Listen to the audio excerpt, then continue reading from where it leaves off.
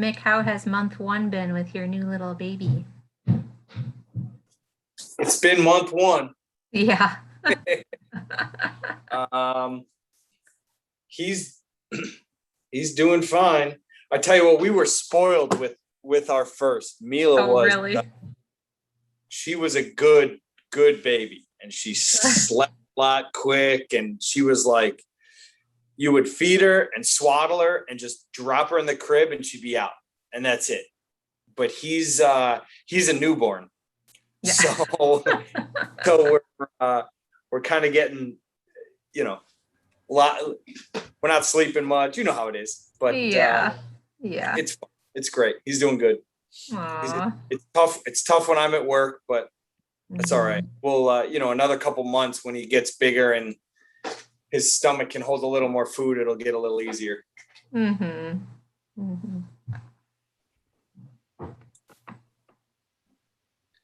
Brian, those courts look good.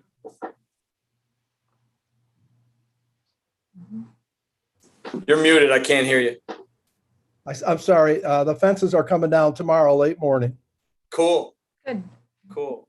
I saw Natalie the other day at the park as they were painting the lines, and I was telling her it's too late this time, but next time we got to get him to do the Ridgeville logo in the middle of the basketball court, like the Bulls logo or something like that. I think that would look pretty cool. That's a good idea.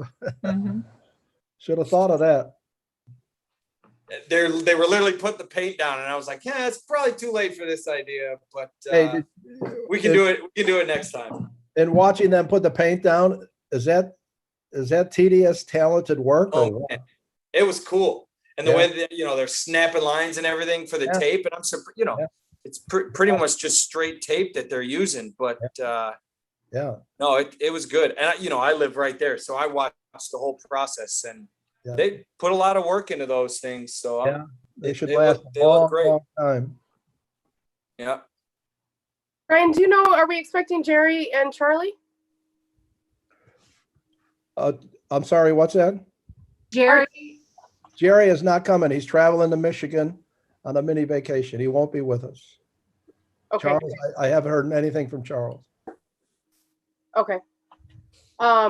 All right, I think I'll call the meeting to order. I don't know, who else is joining us, but it's 7:35. And do we have any citizen comments that you know of, Natalie? Anything in advance? No. And is there anyone here present right now that would like to speak in citizen comment? You can turn your video on or raise your hand or just start talking.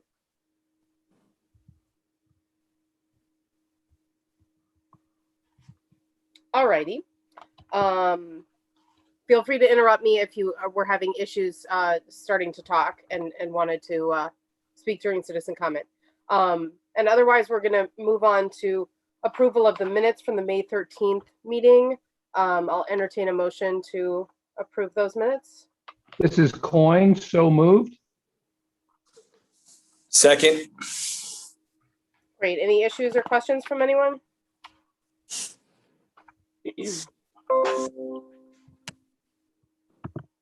Okay. Julie, if you would roll call the vote, please. Coyne? Yes. Oh, Matthew Mitchell's not here either. Okay. Morrell? Yes. And Gaines? Yes. Thanks, Julie. We'll move on to approval of the bills, and if we can hear from Brian about those. Okay. I got to get the bills in front of me. Okay. So I'll go through the unusuals real quick. Art Encounter will be the decoration of the benches in Ridgeville Park. Axe Academy were classes that are partner classes. Continental Construction Company, the remainder of the court fees, which I will hand them the check tomorrow when they take the fence down. Fresh Prince of Evanston t-shirts, tablecloths. Genesis is the new copier and the copier contract for maintenance. Home Depot is rather large, but we got a new refrigerator for the Cayman Fieldhouse, and the rest is a variety of stuff that is ongoing through the summertime months. John Dalton, partner classes, $3,000. He did a couple classes, well attended. As we go further down, Martha Kletzky is a refund. Language in Action, more partner classes. Learn for Life, CPR, the staff was certified on May 22nd. As we further go down, Lavina Mann, refund, Quill Corporation, office supplies, Sunrise Tree, more pruning at Ridgeville Park, and you'll see more next month at Lighter Park.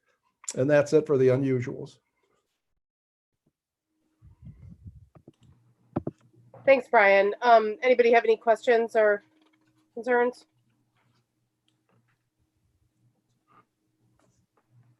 All righty. Julie, if you would roll call the vote. Oh, So I quick question. Hey, Brian, do you, when it's available, do you get those 11% rebates at Home Depot?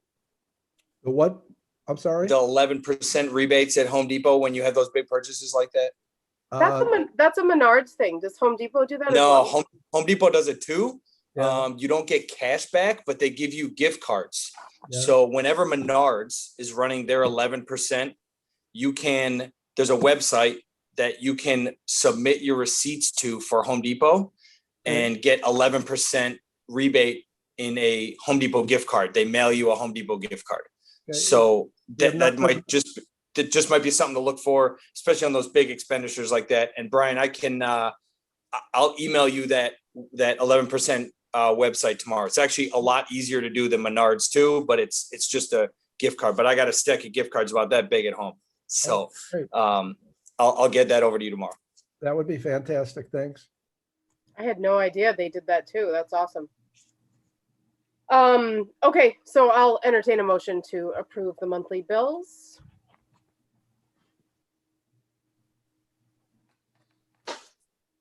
Motion to approve. This is Coin. I second. Do we need them to read the total, Brian? People usually do, but I don't even know if that's necessary. The total of the bills? Yeah, I said, do we need them to read it in the motion? That would probably be wise. Okay. Approve the bills in the total of. Motion to approve the bills in the amount of $76,249.45. And this is Coin. My second stands. Great. Julie, if you would roll call the vote, please. Coin, Yes. Morel, Yes. and Gaines. Yes, thanks, Julie. Mhm. Okay, so moving on to approval of petty cash expenditures, and if you can tell us about that, Brian. Okay, sure. Amazon was a variety of camp supplies, several smaller orders. American Meadows were seeds and plants.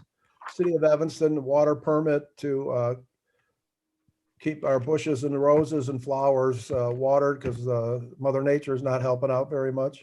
Discount school supplies, same thing, camp supplies, Facebook, various ads. Home Depot, we ordered online bags, soil, and compost for various needs around the 908 Seward building. Lowe's was tools and marking flags for the garden program that's about to start. MailChimp, emails over 2,000. Sam's Club, we bought new tables, some new chairs, and then paper towels, toilet paper, snacks for the camps that just started last Monday. Windy City Garden, more plants. YAWCA was the Equity Summit, and Zoom various meetings. Thanks, Brian. Any questions from anybody?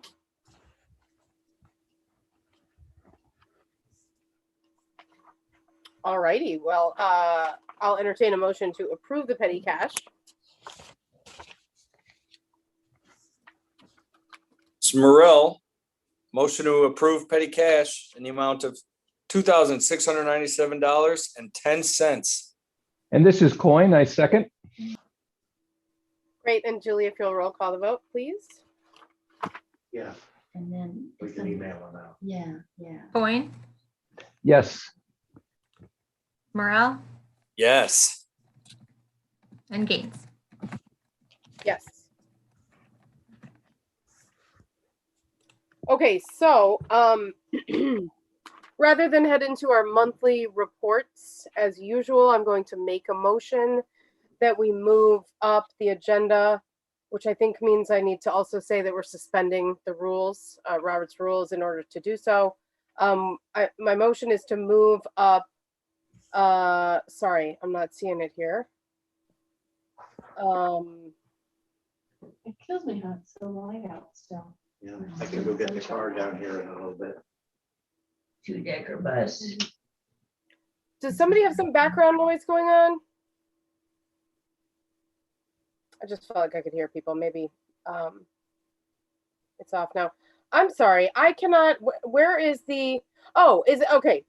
Point E of new business update from the Evanston Police Department about ongoing graffiti. So to be clear, that's my motion that we're moving up. About for the trip, I have a little yellow. This is Coin, I second.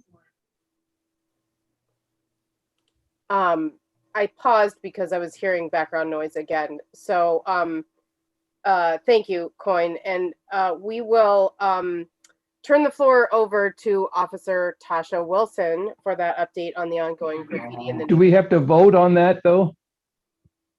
I don't know if we have to. We've actually. You made a motion. The motion was second. You got to vote. Okay. All right. So Julie, if you would roll call that vote, please. Coin, Yes. Morel, Yes. Gaines. Yes. So Officer Wilson, you have the floor now. Okay, thank you. Can everyone hear me? Because I'm in the dungeon, so I need to make sure. Okay. You know, this is a bomb shelter. So sometimes the Wi-Fi is suspect. So I am Tasha Wilson. I am the 8th and 9th Ward officer for both wards. And I wanted to just come and talk to you about the graffiti that's been happening for probably, 2 years, you'd say, Dan? At least into 2018, actually, into 2019. So we do know who is doing it. Probably for the past 3 years. He's been around for 10 years. And he is one of our citizens in town. He has not escalated whatsoever. And he does do this on the north end as well as the south end. And just for those who are not familiar with some of the things that are written, back in March of this year, we actually stopped him. He was doing graffiti in the 1500 block of Payne. And he writes, usually racists are terrorists. So you'll see it on the sidewalk, racists are terrorists. Sometimes he'll make the little figureheads that look like Klansmen heads. But we told him, you can't keep defacing property. Sometimes he puts pamphlets, what do you spackles it or sticks it on the pole. So it's like all over. He'll make two-sided forms. Some of them that I found in April, that was in the 1100 block of Washington, right in front of Rice Children's Center. I'll read some of the things that it said. God is so tired of these always right. I mean, in some of this language is not grammatically correct, so bear with me. So God's so tired of these always right, always demanding only your Christian rights, always blaming the Black and brown, the terror of justified manslaughter committed annually by first responders. Most of his rhetoric is towards first responders, always insisting only your great racists are terrorists. So when we told him he couldn't write on the sidewalks, he says, I understand your warning, but I will always continue to spread the message of racism. Without giving too much about him, there are some mental health issues. He's a male Black. I know maybe sometimes due to the Klansman heads, you might assume that he's Caucasian or something other than African-American. So just so you know that. Another one was Rittenhouse, Van Dyke, Chauvin racists are terrorists, traditional MAGA gangbangers of Boy Scout America. God's tired of tolerating you. You should be too. And Queer Anon, Kevlar Queens, meaning the police. Some other off the wall language. And sometimes he'll put angels. You might see angels on the sidewalk and sometimes hangman on the sidewalk. He's usually compliant when we ask him to stop, but he's focused on spreading the word of being an anti-racist. He's just not always doing it in the most proper way. But I know there's some, concern about escalation or hate crime and in the last 10 years, that has not been our indication. Everyone is aware of him here. But I just wanted you all to know we are aware and we know who he is.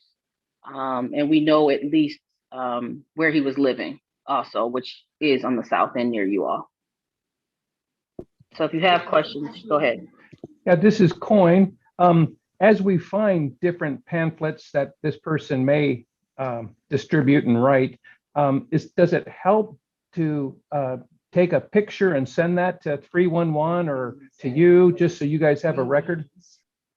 I would say for now, since we are fully aware of his name, everything, who he is, what he does, if you could just send it to me, and then I will just note in reports and just kind of keep some sort of running tab of this is where you found. Because on April 16th, I probably picked up 75 pamphlets on Washington between Asbury and Custer. They're under cars, they're in the trees, they're just everywhere. And so I walked that entire 5 blocks in the heat trying to pick it up so it doesn't, frighten anyone. But that is the situation right now. And so he hasn't crossed the line as threats unless it's just kind of towards police and things like that. But nothing to the point where we can say he's making threats, so therefore we can arrest him. I have a question. Other than what Dan just suggested, is there anything else that you want to see Ridgeville do or community members do, or anything specifically that you think is not helpful or that we should avoid? Just, more broadly than Dan's suggestion, is there anything else that we should know about that's recommended or recommended against? I would say no, not at this time. I will say you guys are pretty active when it comes to the 2 wards and, letting me know things, having conversations, calling me on the phone. The only thing I could see that would be a hindrance to our communication is that I am next to be promoted. So that means they can push me off to the midnight shift and you'll never see me again. So whoever is behind me and comes into the problem solving unit, we'll make sure that Dan and Brian and all of you all have the next contact to keep updates and things. But that's not going to happen for, I don't know, a while, maybe a month or 2, guessing. Okay. I have a question too, and I just am confused, and I don't know if this will go anywhere helpful, but we had heard it through the grapevine that the police at some point in time had said that they knew who was doing this and that it was a female. So I'm just kind of wondering if you know about that at all, if there was possibly another person involved, or if it's definitely only always been this one individual. No, that could have been from me when back in 2018, towards the first markings that we saw. The handwriting was, I said it could be a female because the handwriting was just, I don't know, it seemed like bubbly, kind of how women would write when we're younger and all that stuff. So I think that's where that may have come from. But he was caught kind of red-handed and he was plastering them down by Sheridan, like towards the turn and up by, Payne Street up north. And he will admittedly say, yeah, I did that, and say I'm responsible for all the paperwork. I'm not sure where he's making the copies. I know he spent some time at the library, so I don't know if he's doing it there. So when that 75, like April, I'm assuming the library may have opened back up and he may have had an opportunity to kind of make some copies, because before that it was just chalk. Then it became 2-sided printed paper. So the female version may have been when I was trying to piece it all together and find suspects who were responsible.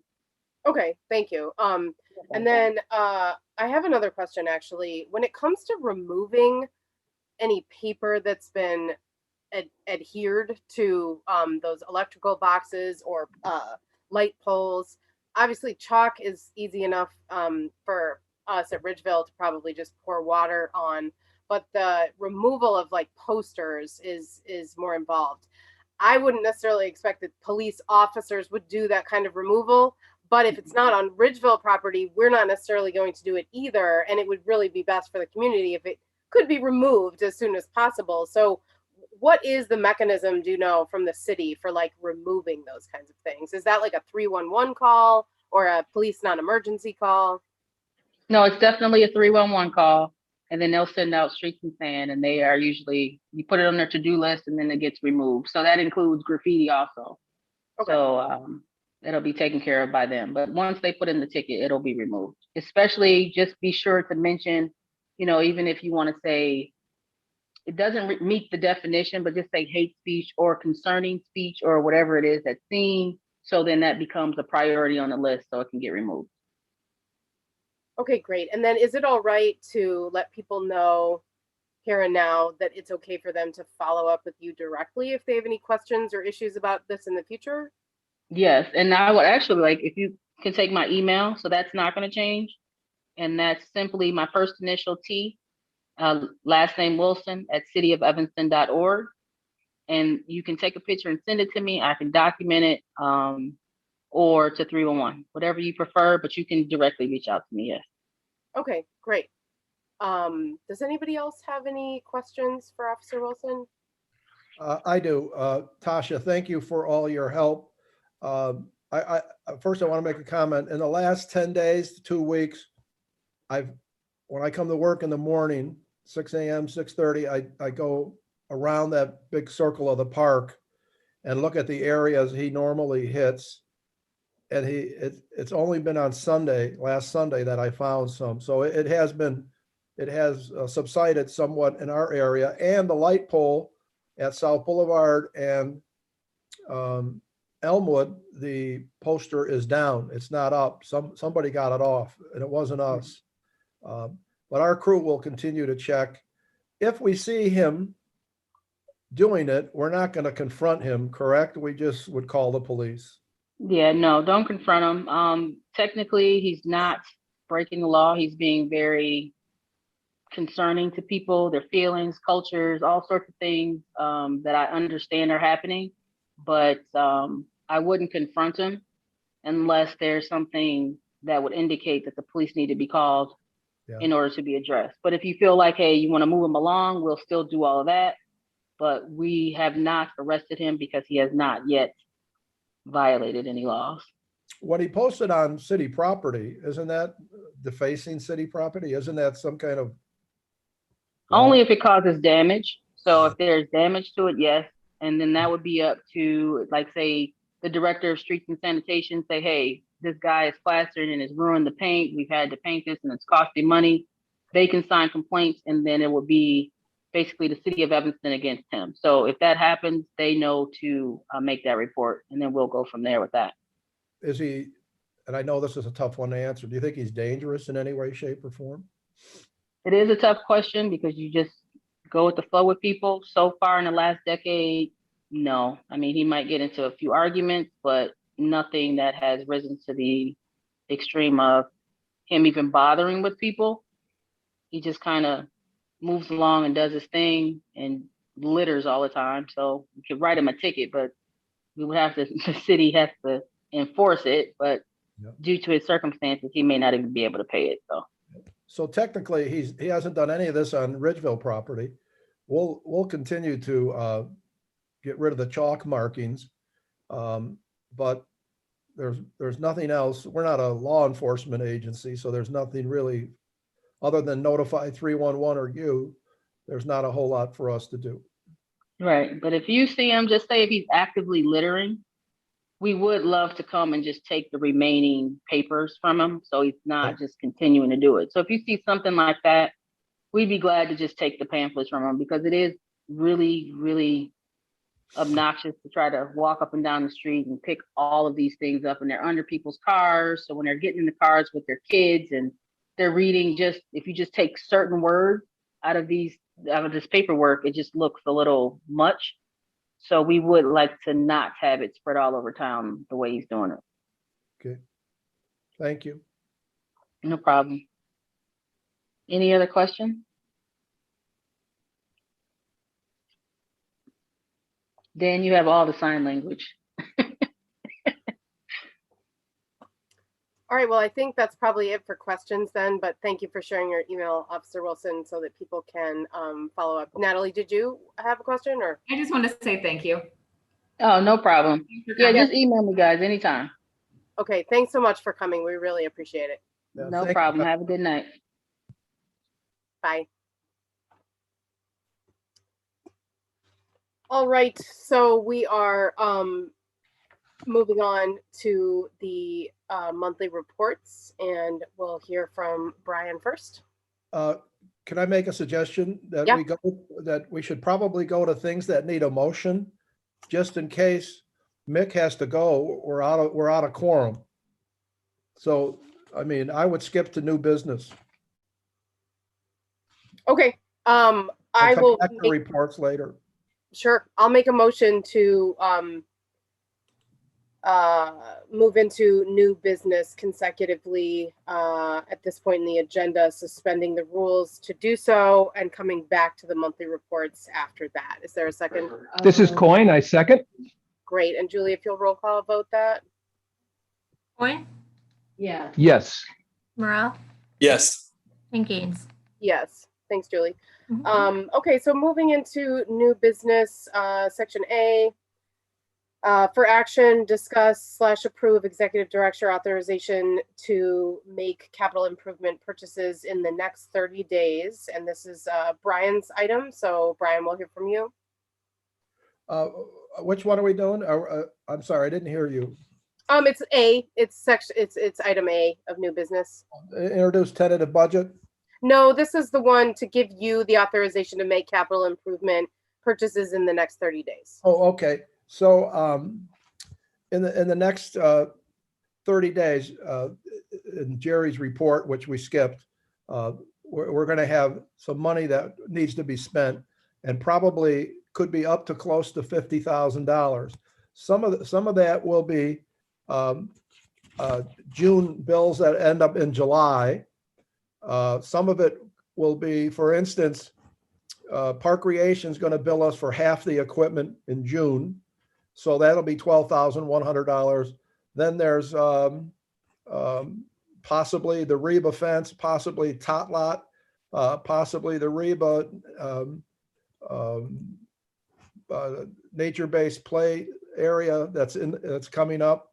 Anyways, we need authority to spend up to $50,000, which you will end up approving in July. Most of it's all going to be in capital items. It's not going to be, anything like unusual. We may go out and buy, when I meet with Jerry, if Jerry says, Brian, we need to spend another 10,000, I'd say, Jerry, we can buy benches, we can buy park tables, or we can buy a sound box for concerts. We'd pick one of the three and spend that $10,000.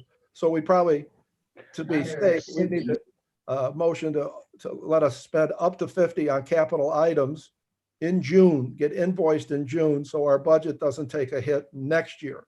And basically what's going to happen is we would pick out big capital items and then rewrite the tentative budget and move further along into our capital improvement plans. We're actually gaining by taking stuff out that we would buy maybe a year from now, but now we can buy it because we're spending this money in June. If that makes sense. This is Coin. I so move that we authorize the executive director to spend $50,000 in the month of June for capital improvements. Morel, I second. Any questions or issues before we go to a vote on that? Okay, Julie, if you would please roll call us. Coin, Yes. Morel, Yes. and Gaines. Yes. Thanks, Julie. So moving on with new business, item B, discuss / introduce tentative budget 2021-2022. And Brian, we'll hear from you again on this one. Okay, sure.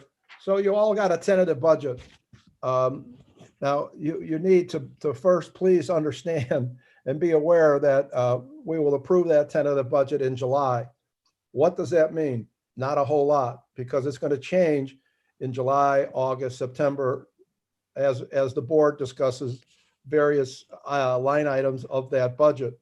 There are several factors that will affect that change. And we just talked about one, the spending that we may do in the end of June, how much reserves we have, and changes in programs in the future due to COVID-19. I think And I hope and I pray we're back to normal very soon. I think we're going to phase 5 tomorrow. Let's hope that happens. So the tentative budget is exactly what it is. It's tentative. In that budget, there's some big line items. For instance, CA 51 concert equipment, 10,000. That's the big sound box that Ruben and the sound guys use to make the end product sound better and less distorted. We don't own one. We used to use the sound guys stuff. We trade services, but they no longer have one. We're actually using Ruben, so we need to buy one. We need a new roof at the garage, the maintenance garage. More park benches, nature-based play area. I put in the budget $22,000. That's to be determined, space and everything else. Partner camps, $40,000. Those are very big ticket items. We also need a multi-use vehicle, which is not a street vehicle. It would be a vehicle that plows sidewalks. The city has one. You might have seen it on heavy snow days. And then we can use it to drag diamonds and other park necessities.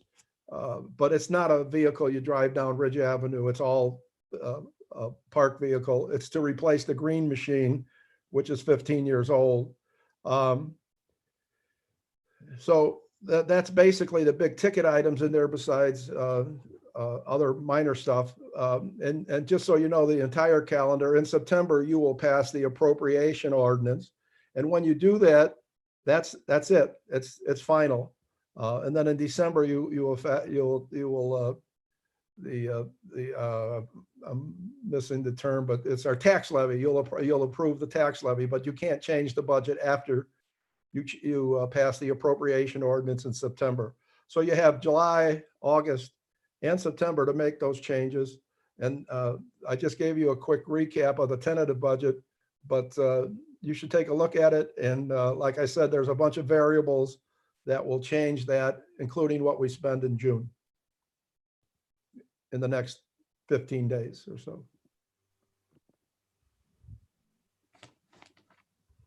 Okay, thanks, Brian. And since Mick is brand new to our board, do you want to go over some of the, I know you said a little bit about the timeline, like, from June to July, are we more or less kind of just viewing this tentative budget and we can start to bring up any questions or ideas or changes as we go along through July, August, September? Yeah, absolutely. It'll stay on the budget. It'll stay on the agenda until December.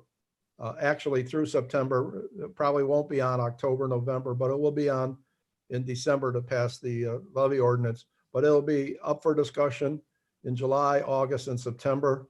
And then we just keep fine tuning the tentative budget until we all feel comfortable and can make the numbers work and pass the appropriation ordinance in September. I have a question. So if we have, if I have ideas or questions or something like that, is the appropriate time to bring those up during a meeting, or is that something that Brian, I could just talk to you about on any day of the week? Any day of the week. Okay. Because Okay, great. here's what happens. You may have a great idea, but we have no idea on the number of what that might cost. We have Sure. no idea where that might fit. So then we can start working on that. Then when we get into the meeting, I can present that number and suggest where it might go. But as Dean Skane, a past treasurer, used to say, if something comes in, what goes out? You Right. know, Right. It's not open-ended. So yeah, Yep. absolutely. Any day of the week. Any Okay. day, they're great. Thank you.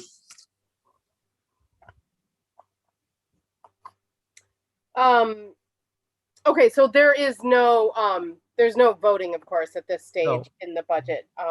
Does anyone have any other questions, issues?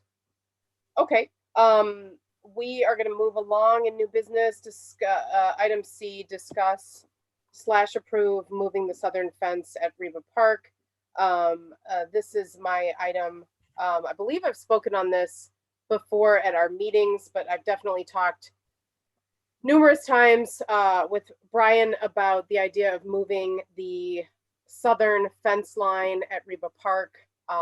forward almost all the way to the sidewalk, leaving whatever amount of space is sort of standard when you have a fence that goes almost all the way to the sidewalk. Is that about 2 feet, Brian? Is that what we would Yes. leave? Okay. Yes. And the reason for that is basically two main things. One is that as it is right now, it's a very large front bed of the space, which was used for bushes, etc. The bushes didn't do well because it's an incredibly shady block, which is in some ways a good thing that there's all these healthy big trees creating a bunch of shade. So eventually those bushes were taken out and now it's very bare. And instead of putting new bushes in that also will struggle in such a shady area, it might make more sense to just give all that square footage back to the park because it's a pretty small park to begin with. And it gives a lot more space to the park instead of a front bed, which, you know, if we were to redo it today, we probably wouldn't choose to do it the way that it is right now. The other main reason to move that fence forward is that we have brand new equipment coming in to replace what was taken out.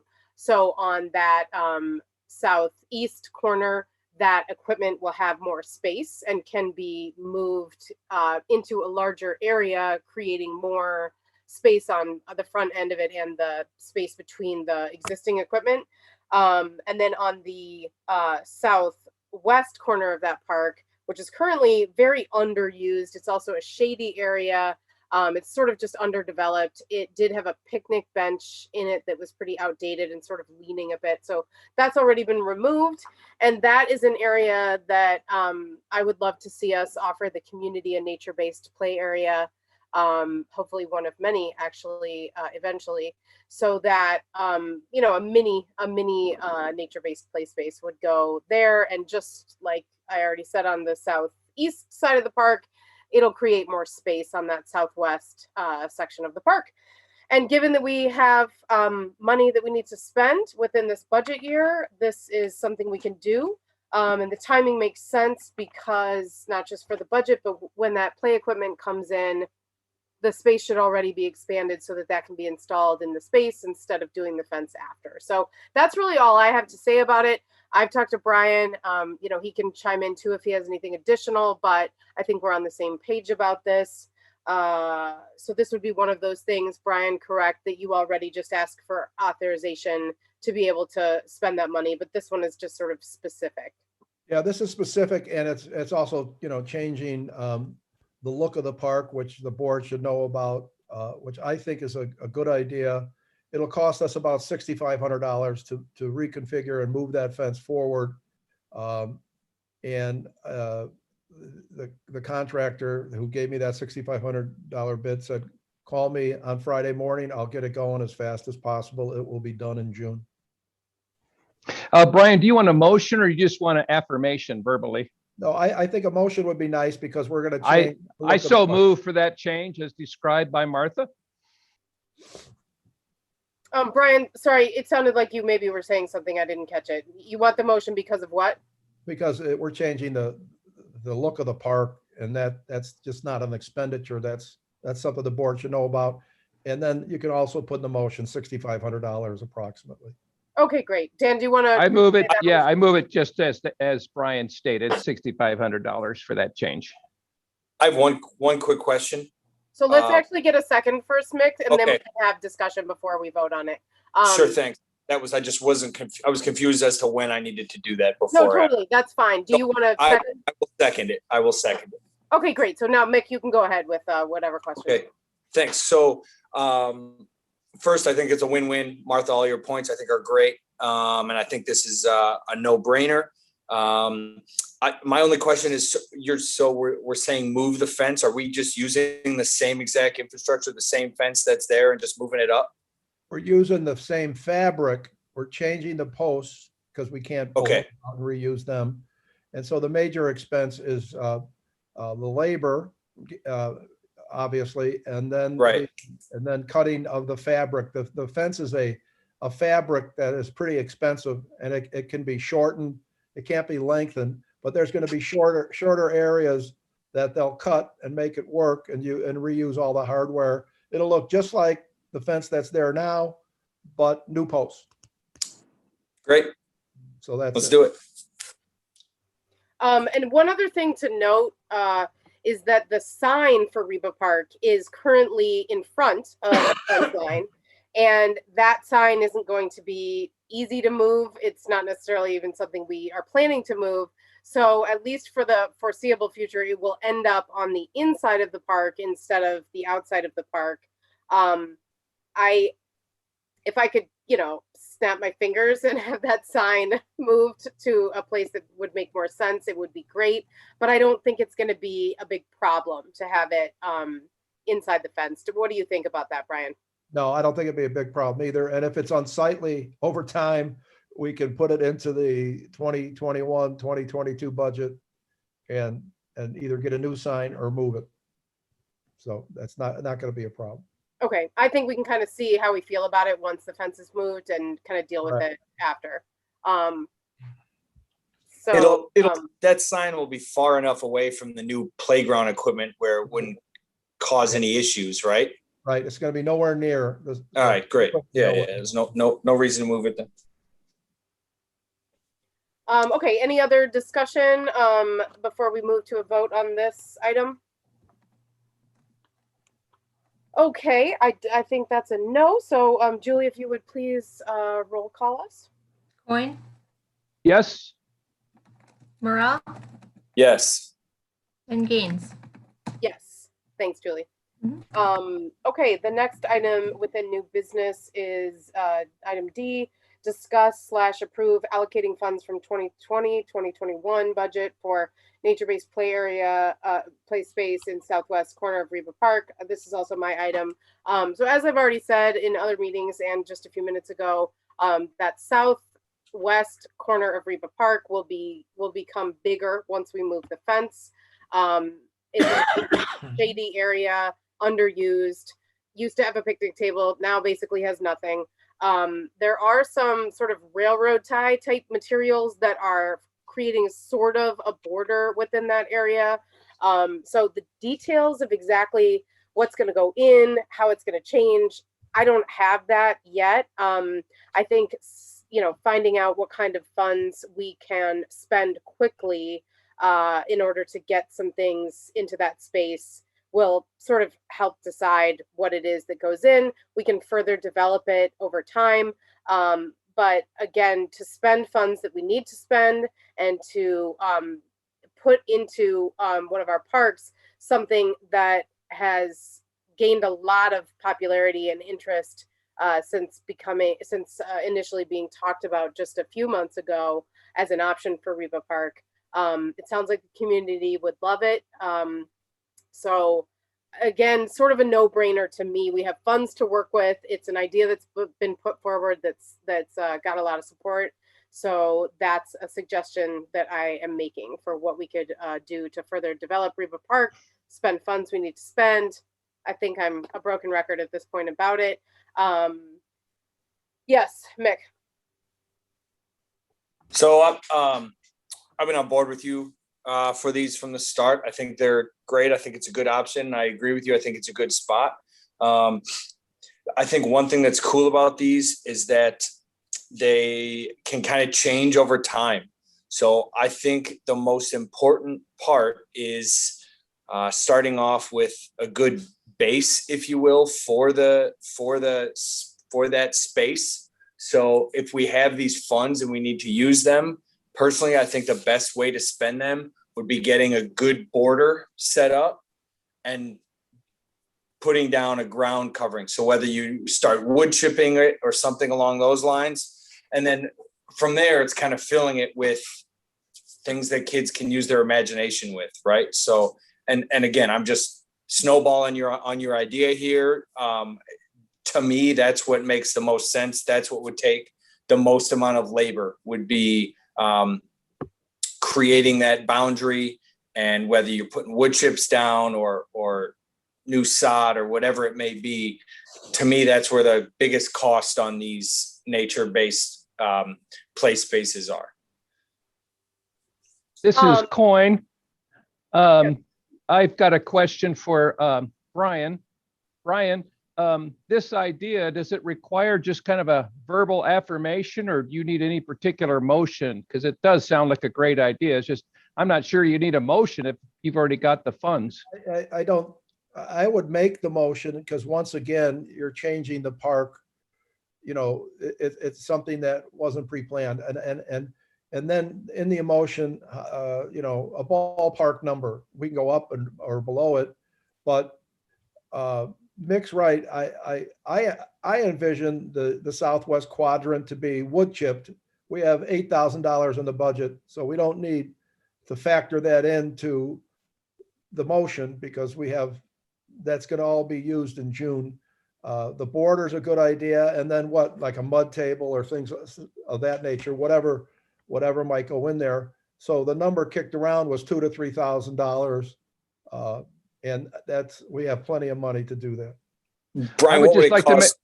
What would it cost Go you to ahead. wood Go ahead. and border that area? Well, Rough ballpark. well, your guess is as good as mine because lumber has skyrocketed, and we could either buy plastic, which I don't know is such a good idea in a nature-based play area, or go with 6x6s. And 6x6s are going to be an arm and a leg. Yeah, they're In probably border material 50, alone, $60 a pop. How much? They're probably $50 to $60 each Yeah, or I more. would say the border would be up to about $1,000 by itself. Yeah. So actually, if I can just say something real fast, because I think I need to clarify what I'm talking about here. So, we talked a number of months ago about the possibility of doing a nature-based play space in Reba Park instead of the new equipment that was proposed. And what came to be a consensus quickly, and I was even part of that consensus, is that there wasn't time to plan from start to finish enough of a nature-based project that would use up the $30,000. Well, not totally 30,000 because some of that 30,000 went to removing the old equipment, of course. But the remainder of the 30,000, we didn't have time. We didn't have time to put together a comprehensive plan that would have been a replacement for the new equipment. And we didn't want to risk not spending the money. So, of course, we went ahead with the new equipment for the southeast corner. It's sort of a separate continuation of the nature-based play space idea to do it anyway on a smaller scale in that underused space because there's just so many reasons to do it. But we are on even more of a time crunch right now with the end of the fiscal year being June 30th. What is it today? The 10th? So we have 20 days to spend some money on some elements of a nature-based play space. If we can do borders, and as Brian said, we can do mulch already because that's already in the budget. And we get a ton of mulch dumped at every park every year, and then it's spread out to the required areas. I think there's kind of grass trying to grow in that southwest corner right now. So it's not an area that traditionally has been mulched. So we may have to amend the amount that we get put there. But I'm fine with anything. I'm fine with anything being done that brings us closer to a nature-based play space in that corner of the park. I just think that in terms of deciding what we do, making sure it matches the dollars we have left to spend in this budget year and making sure it can actually, come to pass before June 30th. Those are the priorities right now. And Brian and I have already discussed some of the elements that we liked and thought would be appropriate at Reba Park that we saw when we met at the Westridge Nature Preserve, which is one of a few nearby places that I would love to emulate in our parks. And so there's something called a mud kitchen, which is a bit of a misnomer if there's not going to be water, which there isn't currently at Reba Park because of various issues with the water fountain. So it's still a lot of fun for kids to play pretend kitchen with sticks, pine needles, dirt, all kinds of rocks, all kinds of nature-based stuff. So Ruben and Marcos can probably build that for us and can do so before June 30th. Another element that we liked at the Westridge Nature Preserve is like a simple wooden box that pieces of trees can get put into, large sticks, the cross sections of trees, smaller pieces that kids can carry around and play with in a loose parts fashion. Those are also called tree cookies. So those kinds of things are probably what we can do, but just so that we don't take up too much time at this meeting, I want to go ahead and make a motion as it says on the agenda to approve allocating funds per Brian and Jerry with the budget for a nature-based play space in the southwest corner of Reba Park.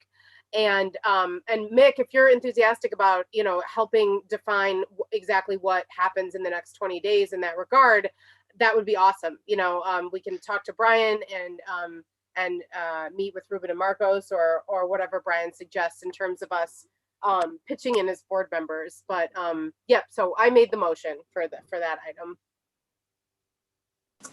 I'll second. This is Coin with the question. Brian, is this a capital improvement expense? It's a capital park improvement expense, yes. So I'm just confused. I don't know why we need a motion. I mean, I support the idea. It Yeah, just feels no. repetitive because you've already been given $50,000 grace this month. Yeah, just because you're changing the Okay. the face of the park, that's basically it. All right. Cool. Okay, any other questions or issues? Yeah, sorry, I had one more thing. So I understand there is and I'm happy to continue to work with you on this. I know there's a time constraint and things like borders and that may seem like that might not be able to get done in time. But it doesn't mean they can't buy the material now while we have that money, right? Like big 6x6 treated lumber that could sit at Cayman for a few months until they have time to put it in. And I think now that we have this money, now is the time to buy the large things that we need to make this place good and look neat and inviting for the community. Absolutely correct. Absolutely correct. Yeah, I agree with that. And that's a good reminder that if there's any ways that we can spend money in time for the budget to still be in effect for this year, even if we can't fully install, but to buy materials and like I said, we can get specific on all those details Later. ASAP, really. Later, but yes, as soon as possible. So any final thoughts, questions on this before we vote? All righty, Julie, if you will roll call us, please. Coin, Yes. Morrell, Yes. Gaines, Yes. Thanks, Julie. Moving on in new business. Nope, we already did number E. So I think and Mitchell's not here to do old business. There was only the one item there. So we're going to go back to monthly reports, which is what we skipped over to get to new business. And so first one is Brian Rosinski's monthly report. Okay. So most of this is stuff we've already discussed, but I'll read it. Here are some updates concerning Ridgeville, the Ridgeville and Cayman West courts, skate obstacle equipment and parks. First, the courts are near completion, and as of today, they are completed. The fence will be removed tomorrow. We had several coats of crack filler down. We had to put it down in layers to make sure the end product is safe. That was one of the reasons it took so long. Layers of asphalt top coat were next, and then the painting of the courts.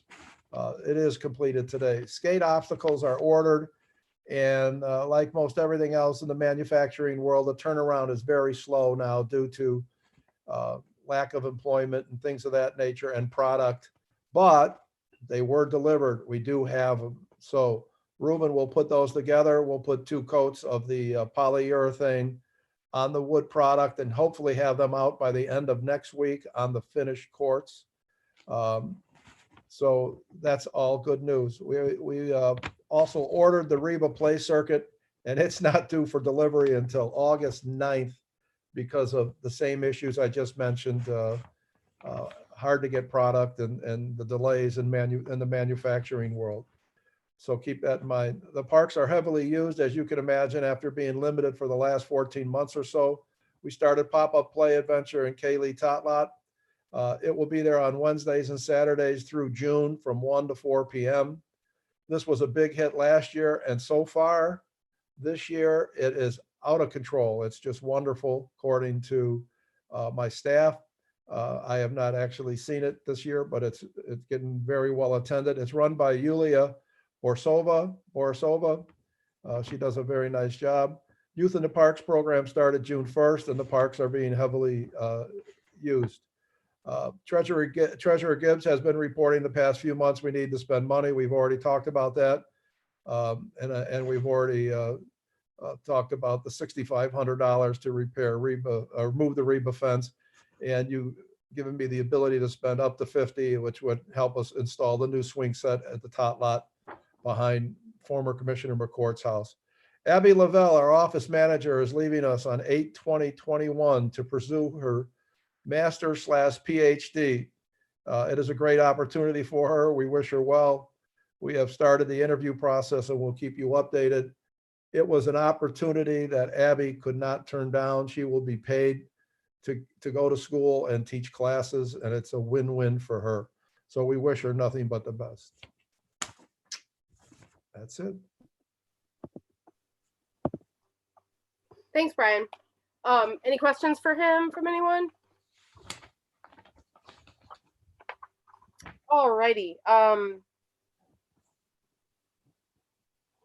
have a question, Brian. Is the partnership, well, I guess I'm asking if it's a partnership technically, the pop-up play adventure that Yulia does, is that sort of technically one of our partner, it's not a camp, right? I mean, it's just sort of. No, it's an event. It's events. So there's no cost to us. Occasionally there might be a minor cost to us, but we partner with Yulia as she uses the parks. She gets a grant to operate this and use our name in the grant to get the grant. Okay. All right, if there are no other questions for Brian, we would move on to Jerry's report, but he is not here. So are you telling us about Jerry's report, Brian? Yeah, in Jerry's report, I'll just highlight the top page. You want to really pay attention to the item where it says ordinance/budget plan. Reserves are appropriately healthy. It's very important to achieve the $120,000 shortfall of revenues over appropriations. District performance is currently $180,000 away from achieving this target. Any resulting unappropriated surplus will complicate next year's fiscal year's budgeting process and possibly negative impact on the ability to raise monies via the levy ordinance. In simple English, and you've already given me the ability to do it, we need to spend money. So that 180 looks like a lot of money, but 110 is already approved in bills and payroll. That's gone. So you're left with 70. Then there's going to be end of June natural bills and payroll that will get credited to that 180. That's where we came up with the approximate $50,000 that we need to spend.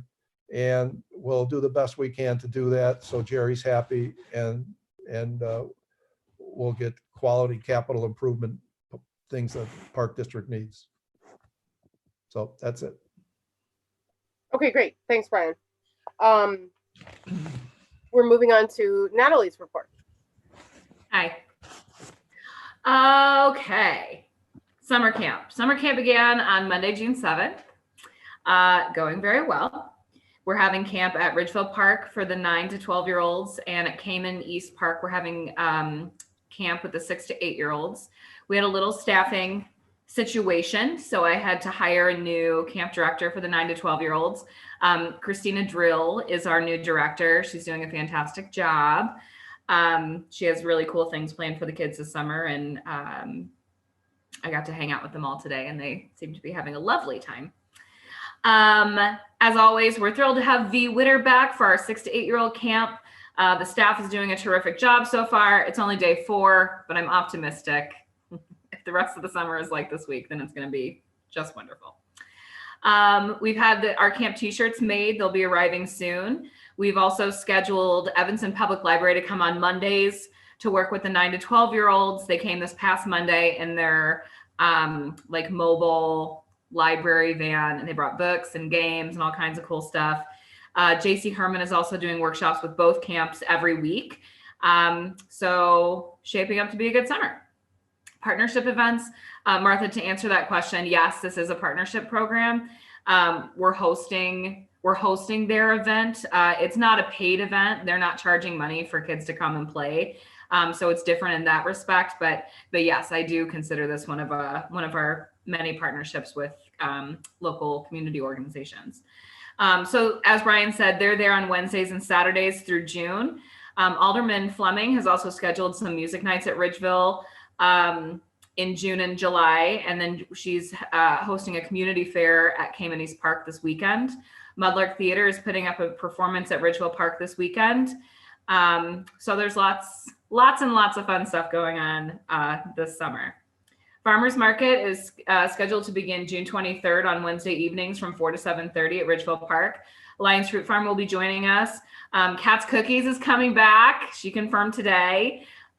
We have a couple other vendors that might be joining us, but I'll keep you posted. I'm still receiving our applications in the mail. So June 23rd, it'll be a 10-week market that will run through August 25th and overlap our concert series, which I'll tell you more about in July.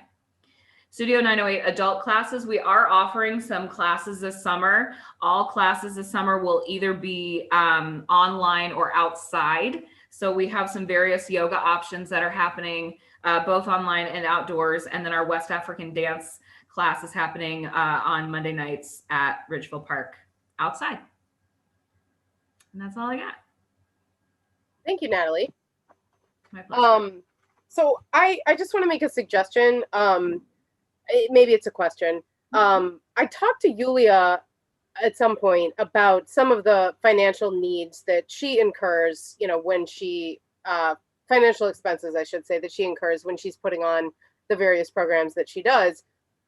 And she said that she would love to get, additional help with that if possible, from any sources that were available to her. And I told her that I would talk to Brian and Jerry and see if we're able to contribute to that or not, given that she is her own entity. It's not like it's a program that we're running.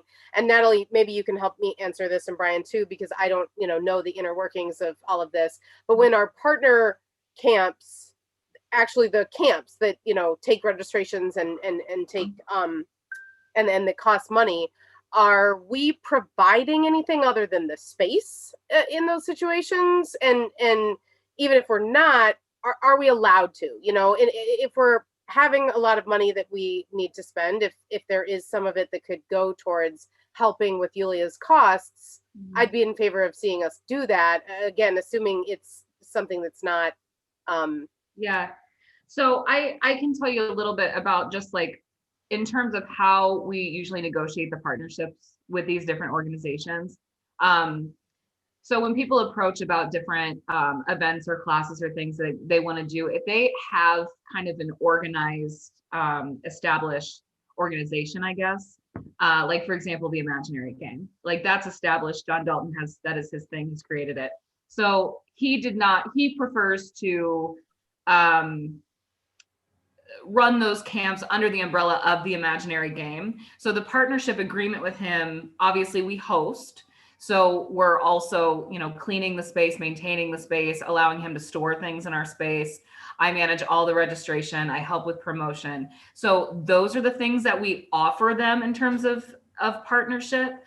There's not usually a monetary exchange. Like we don't put them on payroll. We don't pay for their supplies. You know what I mean? Mm-hmm. And in return, they have to have their own insurance. They usually have their own website. Even though I manage the registration for them, they have all of that stuff that kind of exists under their own incorporation or whatever it is. The other option that we give people is it can be a Ridgeville event. We can put you on payroll. We can pay you hourly. So like Yuta and the High Dukes, that's an example of one of those partnerships. They're actually on staff. What we charge for their classes, which is minimal because that was the design and the goal of the class. We give them space. They don't have to have their own insurance because they're on our payroll. They're on our staff. It's on Ridgeville property and they are technically our employees. So we pay them like an hourly fee for that. So that's an option as well.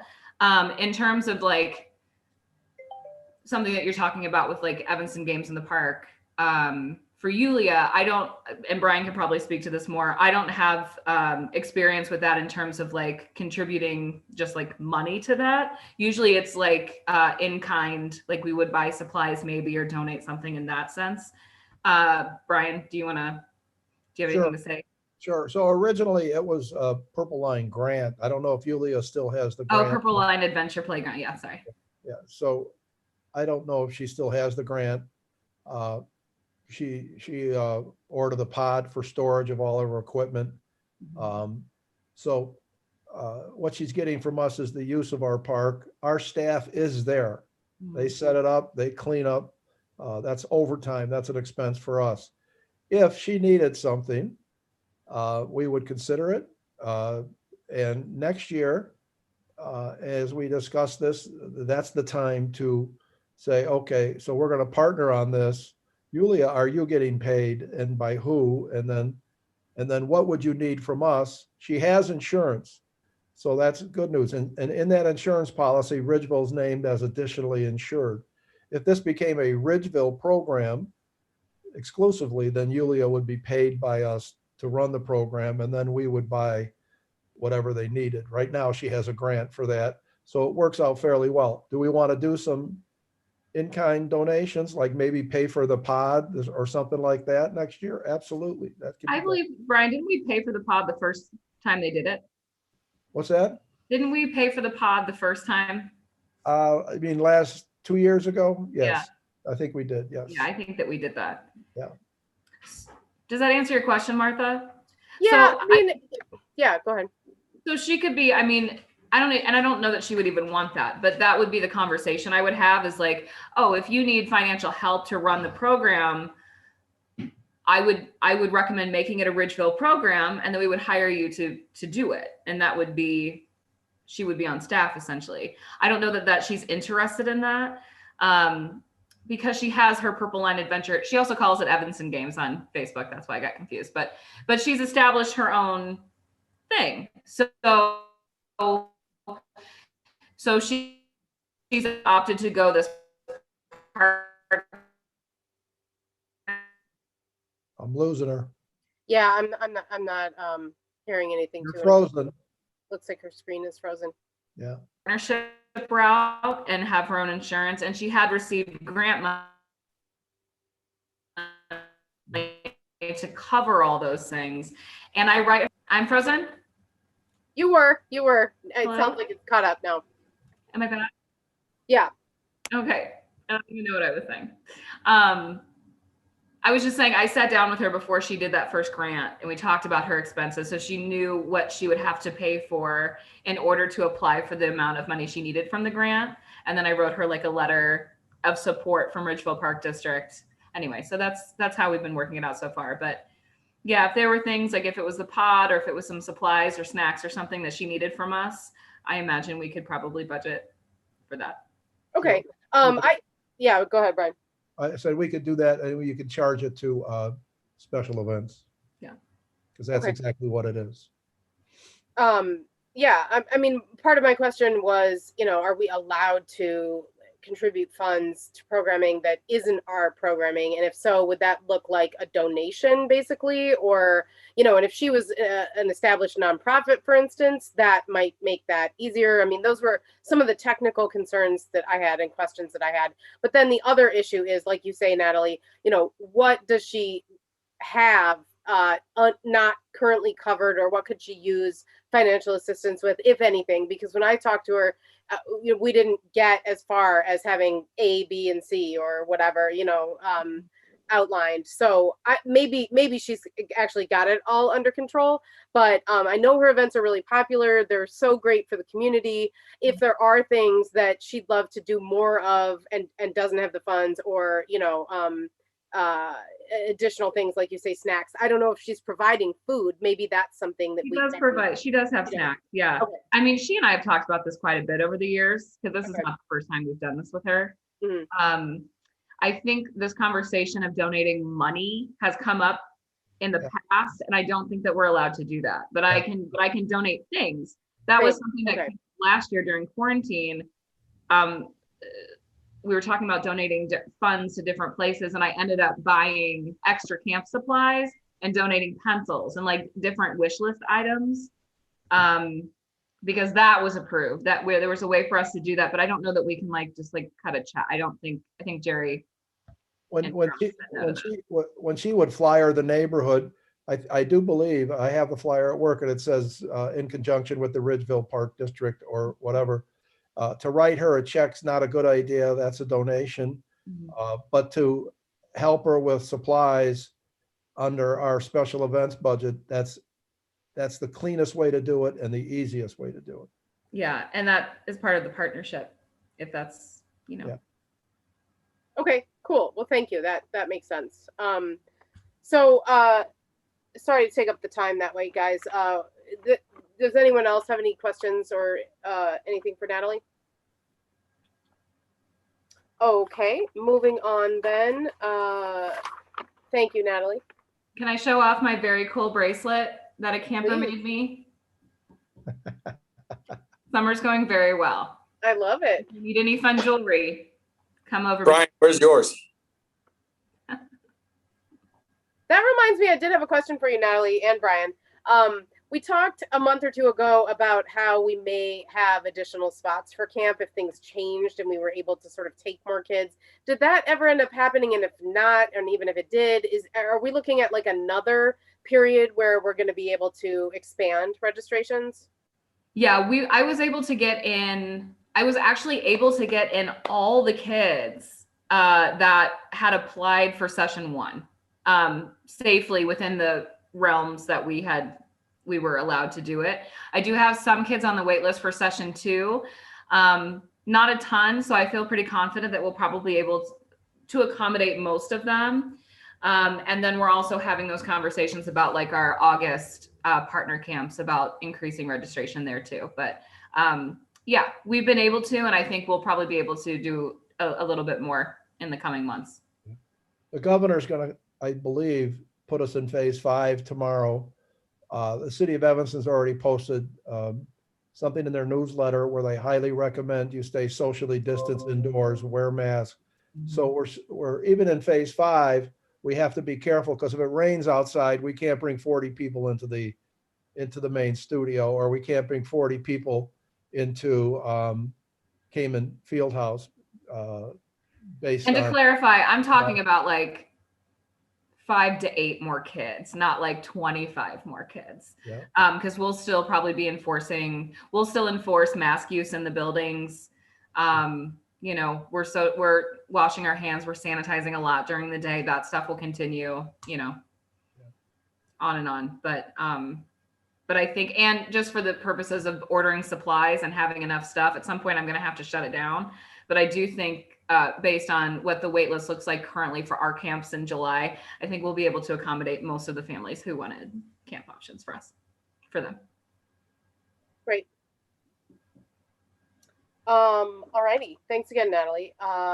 So we do not have an update from the Ready Committee, correct, for this month. And I think it's partly because, or mostly because, we had to reschedule our recent meeting that was supposed to take place right before this. So we'll hear from the Ready Committee next time. And I think we jumped around so much, I'm pretty sure that brings us to Call of the Commissioners. And there's only 3 of us here. So we'll go to Dan Coyne first. Just a shout out to everybody at Ridgeville for doing such a great job. It's so exciting to be able to get back to full capacity starting tomorrow. And you guys have just been super troopers this whole COVID year. Thank you. thank you. And I'll go next. I just want to echo that sentiment. This has been such a challenging year. There was no guidebook for any of us, not for us as parents, not for you guys as staff. And you had to just roll with the punches and make the best of it. And it's not over yet. You know, we've still got this pandemic dragging on, but as we all know, we're heading to the end of our fiscal year. And I know that there's a lot of work that goes into making sure we do the best we can regarding adhering to our budget, spending everything we're supposed to spend, not less, not more. So thank you guys so much for your hard work. Thank you. And Commissioner Morrell? Nothing really from me. Glad I didn't have a call. I was able to make it the whole meeting. Yay. Yeah. Natalie, I saw you at the park the other day. Looked like you were having fun. Looks like the kids are having a blast. So I I hope the summer continues as good as it's going. And I'm happy to be a part of this. So thanks to everyone. Thank you.